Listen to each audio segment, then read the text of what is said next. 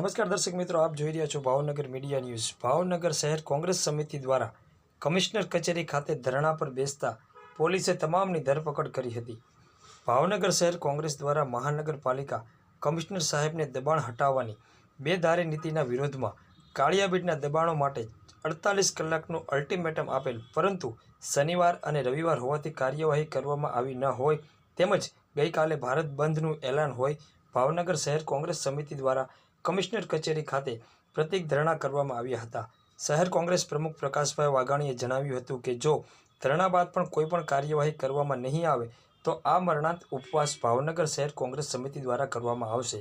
કોંગ્રેસ સમિતિ દ્વારા ધરણા પર બેસતા પોલીસે તમામ કોંગી આગેવાનો કાર્યકર્તાઓની ધરપકડ કરી હતી। આ કાર્યક્રમમાં ભાવનગર શહેર કોંગ્રેસ પ્રમુખ પ્રકાશભાઈ વાઘાણી, વિપક્ષ નેતા જયદીપસિંહ ગોહિલ સહિત આગેવાનો, કોર્પોરેટ શિક્ષણ સમિતિ સદસ્ય, યુથ કોંગ્રેસ, NSUI મહિલા કોંગ્રેસ તેમજ વિવિધ સેલના આગેવાનો, કાર્યકર્તાઓ મોટી સંખ્યામાં ઉપસ્થિત રહ્યા હતા।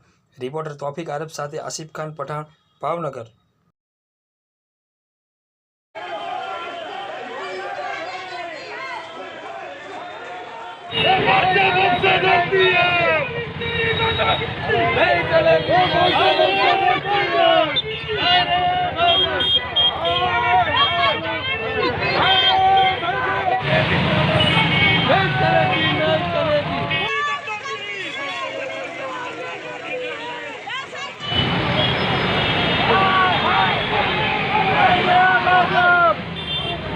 ગેરકાયદેસર દબાણો દૂર કરવામાં આવે છે, ઝુંબેશ ચાલી રહી છે। બહુ સારી વાત છે। શહેરના વિકાસ માટે ગેરકાયદેસર બાંધકામો દૂર થવા જ પડે, પણ કોર્પોરેશનની ભેદભાવવાળી નીતિ છે, ગરીબ માણસોનું પાડી દેવામાં આવે છે।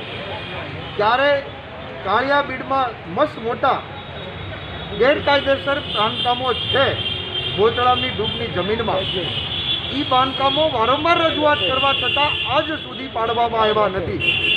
અમે 48 કલાકનું અલ્ટિમેટ આપવામાં આવ્યું હતું કમિશનર સાહેબને, આજે 48 નહીં પણ 96 કલાક થઈ છતાં કોઈ પણ પગલાં લેવામાં આવ્યા નથી।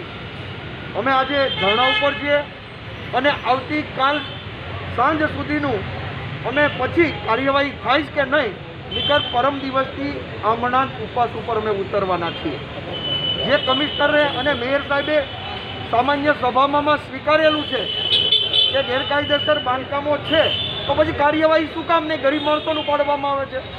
કાં સોદાબાજી થઈ છે અને કાં આ બાબતમાં કોઈ મામા માસીના છોકરા હોય એવી વાત છે।